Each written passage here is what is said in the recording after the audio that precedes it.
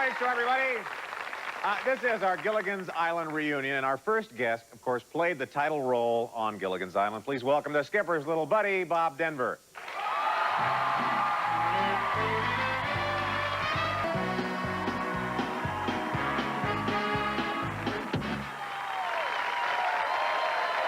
Welcome back to the lake show, everybody. This is our Gilligan's Island reunion, and our first guest, of course, played the title role on Gilligan's Island. Please welcome the skipper's little buddy, Bob Denver.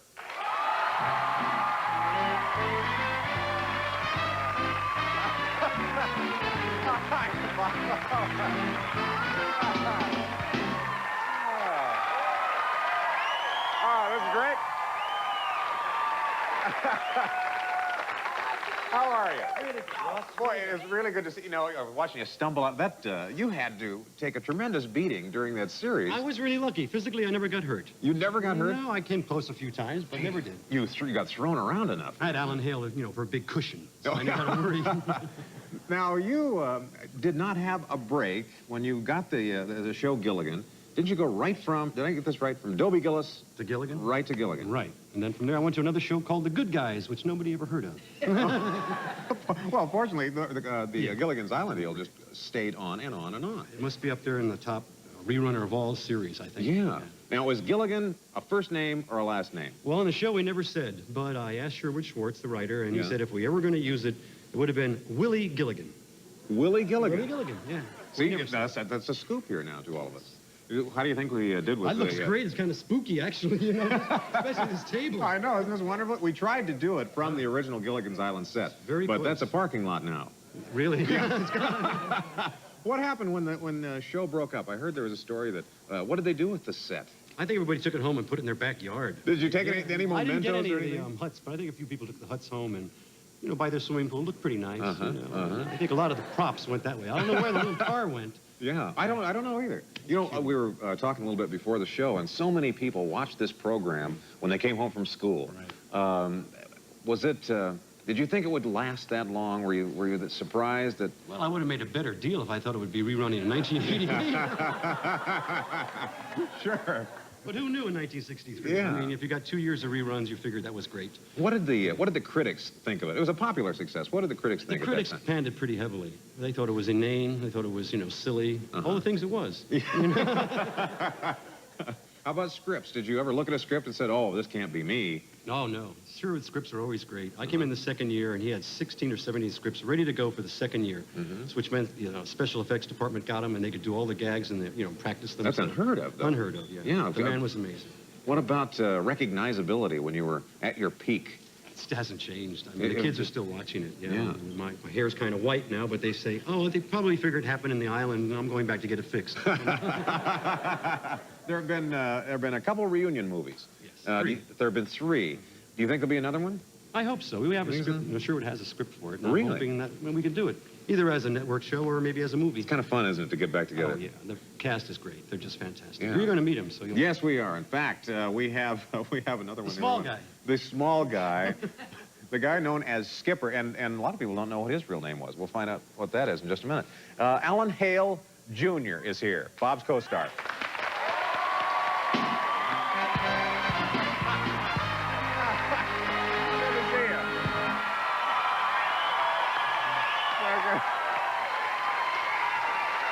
Boy, I'll tell you, that's...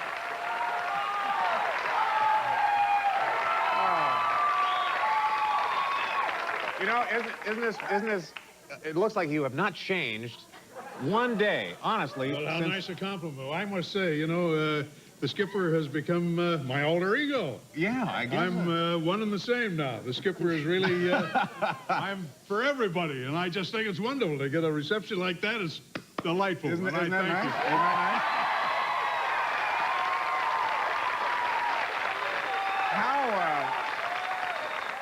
When you got this script, Alan, and you saw the character, was it one that you fell in love with right away, or could you see yourself playing it? Well, it was placed so very nicely. Actually, it was rather an amazing story.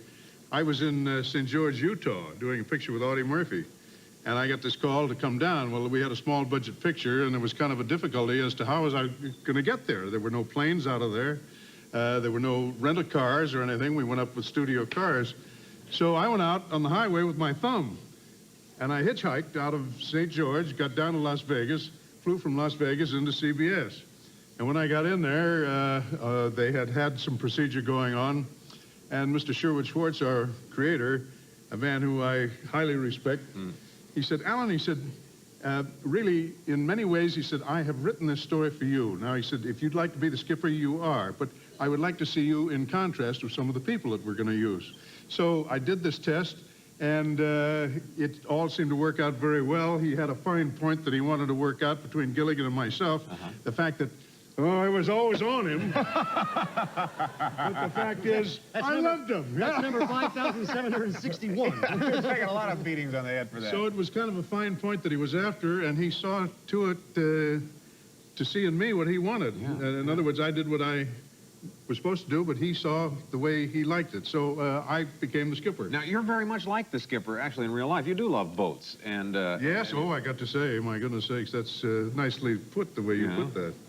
It's nice to be aboard, huh? we have a clip we want to show. Oh, indeed. Yeah, this is of the two of you. Isn't this of the two of them? Okay. Is it? All right. The skipper and Gilligan. Buddy, I see exactly what you're trying to do. Thank you, thank you. But we've got to go through with this now. All right, line up. Close your eyes. Sure, Skipper. Wait a minute, wait a minute. If it's a clean blow, I'll reward you both ears and a tail. Oh, thanks, Mr. Howell. Both a what?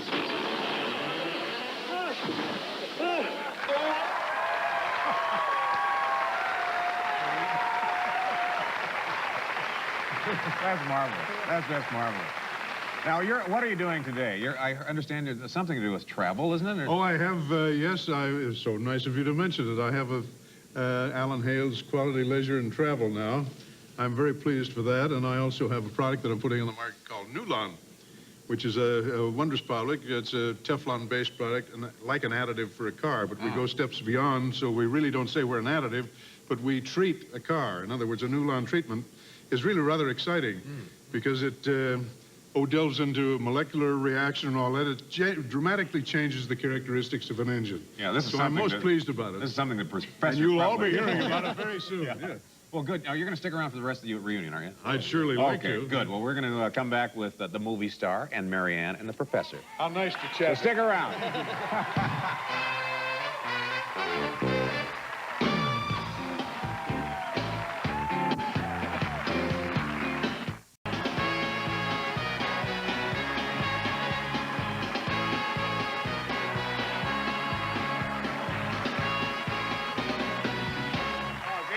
It's never sounded better, has it? I love it. Isn't that marvelous?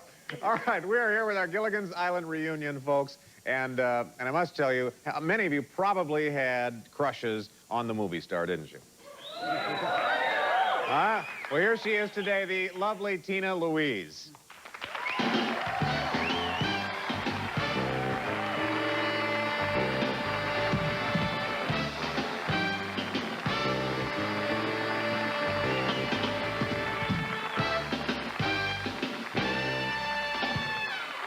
Thank you for being with us. Well, my pleasure. Yes, this is Exciting. it is kind of exciting, isn't it? It's exciting for us because we see you now after these many years. What did this show do for you?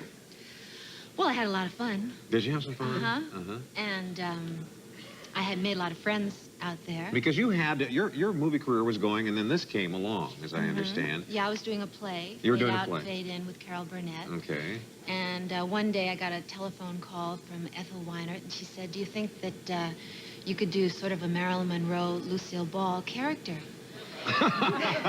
Sure. And I said, yeah. And so I left Fade Out, Fade In, And that's how settled in. it happened. Yeah. Thought it was going to last for 1 year, and I spent 3 years. 3 years in it. And- Now, you have gone on to other things. You have a new movie that's out now, don't you? Well, no, I have a film that I completed this summer called Okay. The Pool. When will that be ready for us to see? Well, you could see a little bit of it tonight. Okay, well, we You do play have a your clip, cards don't we? right. All right, well, do you need to set this up, Tina? Huh? See, I called her Tina. That's my name. Yeah, I know, but I want to call you Ginger. I feel like I should Yeah. call you Ginger, like the skipper in Gilligan. So anyway, do you want to set this up for us, or? Well, I did the film this summer. It's with been done by a new director. His name is Louise Hyra, and we did it in Boston. It's a very unusual film. It's See, Boston's cheering him. it's a metaphysical, very suspenseful love story. Okay, let's take a look. Get over here! Look into my eyes and you tell me you want out. You tell me you want out. Yes, I want out. I want you out of my house. Fine. I want to be left alone. No, be honest. I want to have a life. I want someone who wants my beautiful sister. You know I know this. No, you're dressed. Stop it! David, stop it!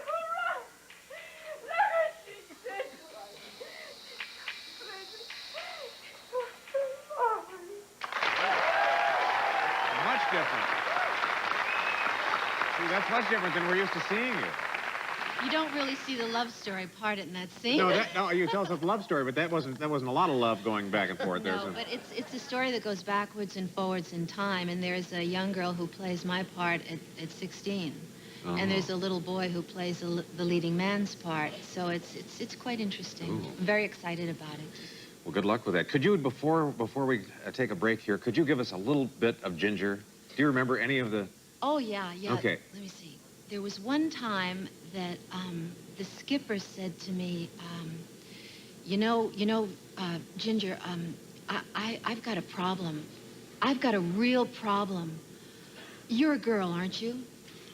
And Ginger said, well, if you don't understand that, Skipper, then you really do have a problem.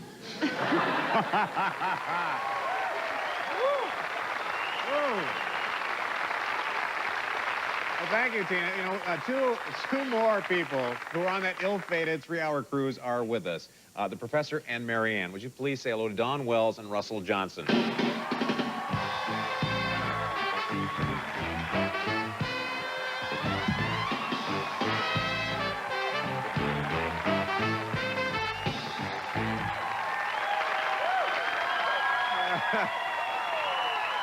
Welcome. That's very nice. Then this is something that Marianne would do. You were the baker of the clan. And it's edible, too. It is? It's not throwable, is it? No, we're not going to throw it. Now you Good fireproof, that's good, yeah. you two were really something. In the first season, you were known as All the Rest. That's right, the rest. Yeah. and then in the second season, that was the Professor and Marianne. How did that happen? How did you finally come to the forefront and get some credit in this? Well, they realized just how wonderful we really were. Yeah. Simple as that. Yeah. Why was it you were never interested in these women? They would be trying to... Were you so interested in getting them off the island? Why was that, Russell? Well, it was in the script. It's not really the way it was. No, if the professor had been interested in any of the women, I think it would have made opened up a whole different can of peas. You had to keep the man asexual and interested in his Lepidoptera and his flora and fauna and that. Sure, kind of all the scientific stuff. Sure. All right, now I'll ask this collectively of the two of you. After you do a show like this, are you typecast? Does it limit you to go on to other things, or was that not a problem? I'll ask you, Dawn. Oh, I think so, very definitely. Really? My theater training was where I originally began. So when Gilligan's Island went off the air, I went back to the stage, figuring had I stayed in Los Angeles, I probably would have been playing a character like Marianne for a few years. So I've been basically doing theater for quite a while, and now I'm too old to play Marianne, so it's all right. I rode the herd over, it's okay. Do people still recognize you, Russell, from the show? Oh, absolutely. I mean, it's just an ongoing thing. Sure. It's absolutely astounding. What do they say to you? What do they want to know from you? Oh, people ask me, do you remember when you did this or when you did that? Or how did you do so? And I can't remember any of that. Well, It's gone. But of course, because they've been in reruns, there are Gilligan's Island fans who have seen this 40 and 50 times now. Of course, they memorize things. Well, do you remember what that outfit that you wore in the episode with the lion or something? And of course, and I get stumped on trivia all the time. Oh, you do? Oh, yeah. I don't know the answers. You told me Jonas Grumby today on the television radio show we did today. I'd never heard the skipper's real name. That's the skipper's real name, was Jonas Grumby. How many of you knew that? See, nobody. Some people didn't know that. Well, we're going to take a short break. Are we going to take a short break? All right, because when we come back, the millionaire and his wife are going to join us. So please, stick around.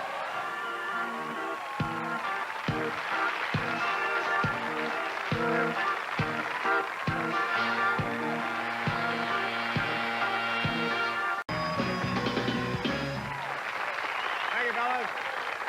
Welcome back to the Late Show. This is our Gilligan's Island reunion, and our next guest, you will know from a couple of careers. If you don't know him as Thurston Howell III, you will know his voice as Mr. Magoo, and with him is the woman who played his wife, Lovey. Please welcome Jim Backus and Natalie Schafer.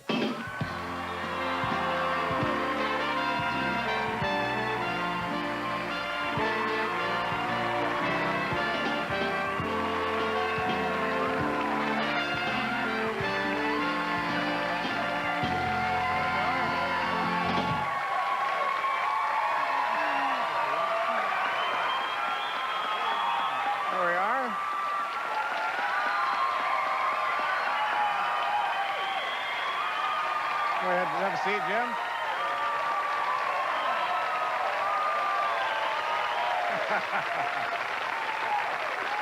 This fun?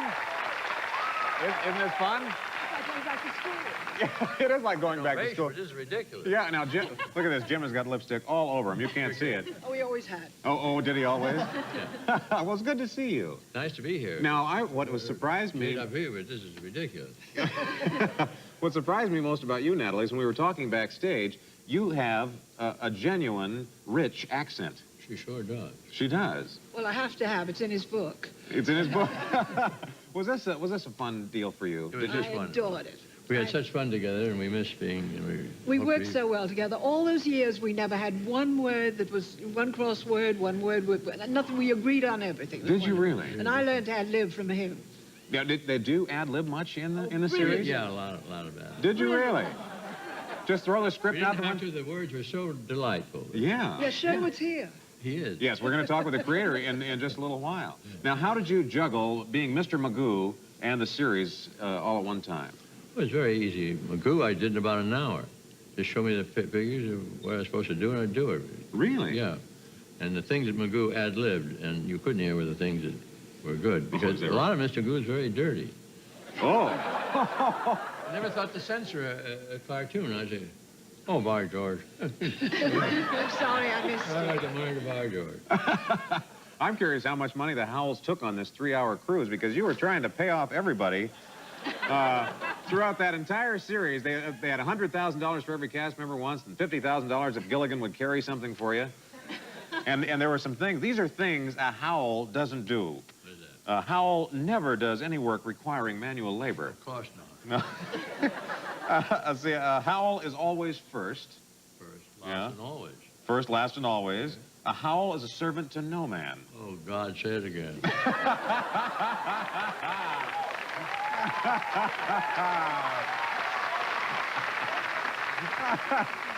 This was just delightful. I'll tell you, that was one of the things that I thought was so wonderful about this television series, is that you really didn't overact. You were, everything that you said really fit your characters. It has to be really a license to steal.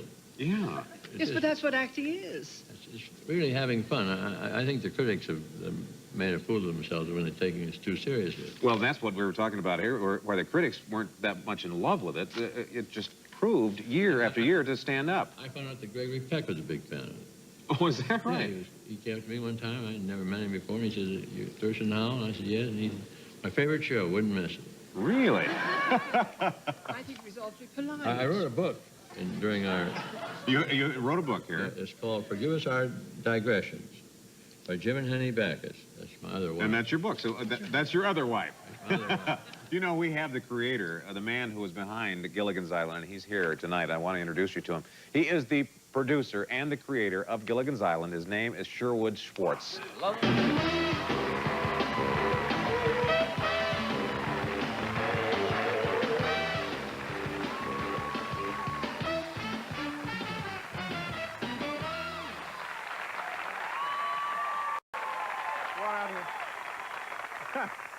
Sherwood, I'll tell you, everybody out here is they have glowing reviews about you. They all love you. Well, they're sensible people. Well, He's the Mary Poppins of Gilligan's Island. Ladies and gentlemen, what do you think of this cast, though? well, of course.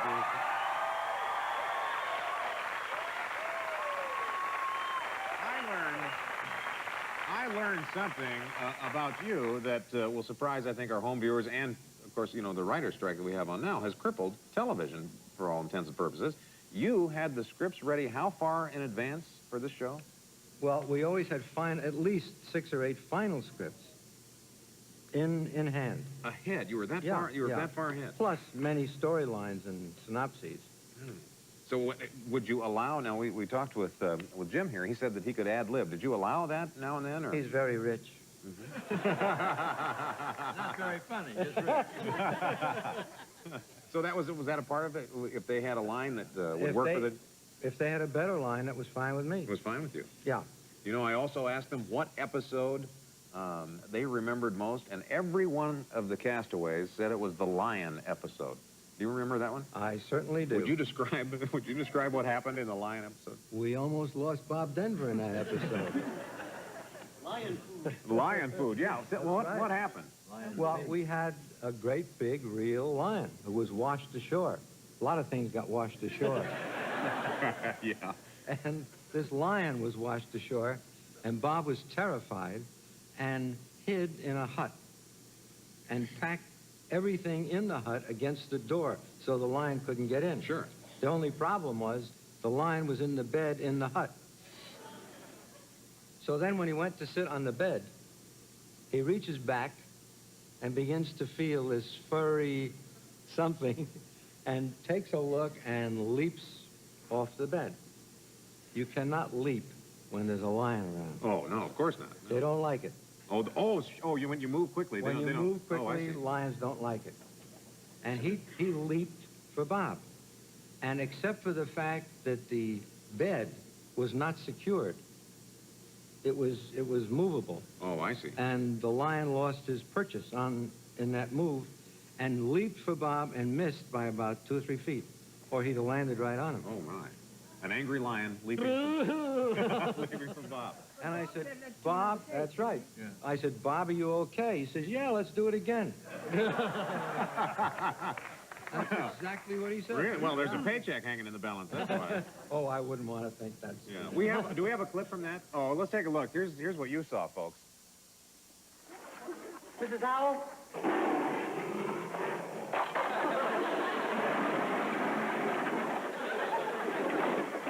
Stay out there, lion.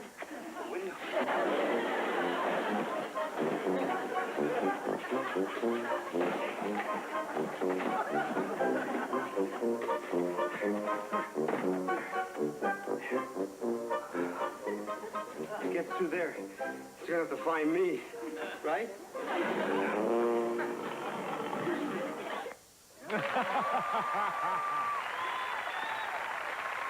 Okay. We're going to have more of our Gilligan's Island reunion right after this. Stay with us, folks.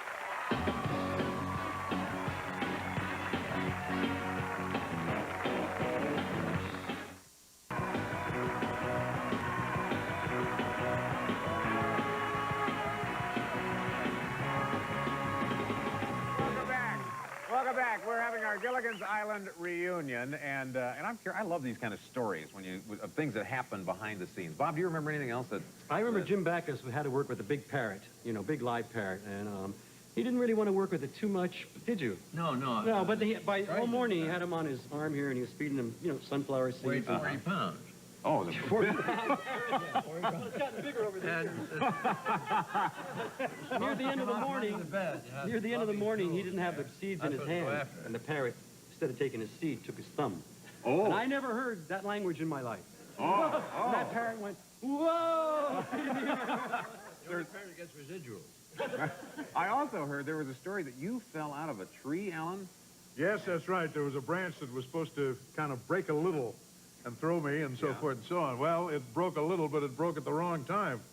And so I was 12 feet up in the air, and I fell out of the tree backwards, and of course broke my fall with my right wrist, so to speak, and it fractured my wrist, but I finished the season, and then I went to see the Churchill Downs, as would be the Kentucky Derby, and I had this big cast on my arm. And, of course, my dear little lady had to wear a football helmet at night because every time I rolled over, it bang her on the head. So she was doing Gilligan all over again. I've got some questions. These are trivia questions I'd love to ask some of you, if you don't mind. That's right. Now, Sherwood, you probably know the answers to these. Maybe. All right, we'll see. We'll see. How many college degrees did the professor have? Oh, you're really getting hard. Yeah, this is a tough question. Russ. You know that. I haven't the slightest idea. Do you know? Do you know, Sherman? Yeah, I happen to know. How many? Should I tell him? Sure, you can tell him. What's the answer? 6. He had 6 college degrees. And couldn't build a boat. One of the degrees was not in boat building. That's right. None of the degrees. None of them were in. Okay, let me ask another one. How about the who was Ginger's roommate in Hollywood? Back in Hollywood, she talked about her. She talked about her roommate a lot. Cary Grant. I don't remember. You don't remember that one? Yes, it was in several episodes. He was. I don't remember that at all. Keep track of roommate. Debbie Dawson was the answer. Debbie Dawson. Knew her well. Debbie Dawson? Yes, she brought up Debbie's name many, many times. All right, we'll go on. How about this one? You may know this one. Mary Ann belonged to a club. What club was that? Oh, Farmer. 4-H, gotta be. 4-H. That's right. Oh, you got that one. Oh, I'll put Bob on the spot. And you had a pet back home, and it was a turtle. Do you remember the turtle's name? Walter. No, it was Herman. Herman. Oh, you're 2 for 2. That's very good. Now this one I think is too hard. Unless maybe you know this one. Lovey, what was the perfume that you used? Yeah, that's really tough. I never used anything but tea rose. Tea rose. It may have been, but you also used one called Gold Dust. Oh, well, of course, I had to use that.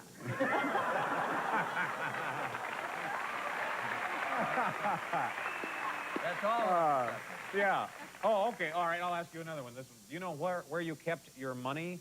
In which banks, Mr. Howell? This is Chase National and Fort Knox. This is really funny. He kept it in the first, second, and third national banks.